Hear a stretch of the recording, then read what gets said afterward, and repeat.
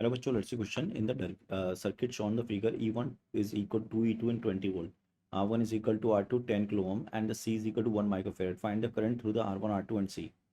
बच्चों जब अपन ए को ऐसे कनेक्ट कर रखा है तो कुछ इस तरह से करंट फ्लो करेगी, ऐसे ऐसे लॉन्ग टाइम के लिए बात कर रहे हैं, फॉर अ लॉन्ग टाइम। ठीक है क्या? For a long time. तो लॉन्ग टाइम में क्या होगा, उस ब्रांच से करंट, उस ब्रांच से करंट पास नहीं करेगी जिसमें कैपेसिटर रहता है। तो इसमें करंट कितनी हो गई? जीरो। तो करंट जो फ्लो करेगी वो ऐसे ऐसे फ्लो करेगी। ठीक है, तो अगर अपन देखें तो टोटल जो करंट होगी कितनी होगी बच्चों?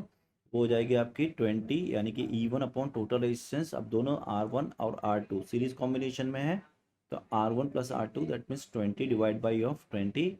तो आई जो हो जाएगा वो हो जाएगा 1 एम्पियर। ठीक है ना? तो अगर एक एम्पेयर हो गया तो resistance drop, voltage drop across R2 कितना होगा? R2 इंटू 1, यानी कि 10 वोल्ट। ठीक है, 10 वोल्ट ड्रॉप हो गया इसके क्रॉस। अगर इसके क्रॉस 10 वोल्ट ड्रॉप हो गया तो अगर आप देखोगे तो यहाँ पर हमें R1 के R2 करंट, R2 है ये, R2 आपकी करंट, तो V2 आ गया। तो चार्ज कितना हो जाएगा कैपेसिटर पर?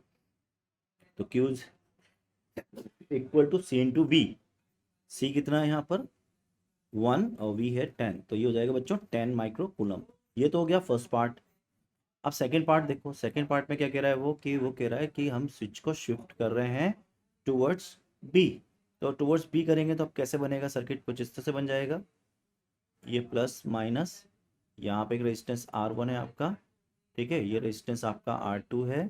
फिर उसके बाद आप यहाँ देखोगे तो यहाँ पर अब एक कैपेसिटर है जो कि एक बैटरी बन चुका है ऐसे, कितने का? 10 वोल्ट का, प्लस माइनस। ठीक है, तो प्लस माइनस, तो इसकी करंट फ्लो करेगी और इसकी करंट फ्लो करेगी। तो मान लो ये I1 है और ये I2 है।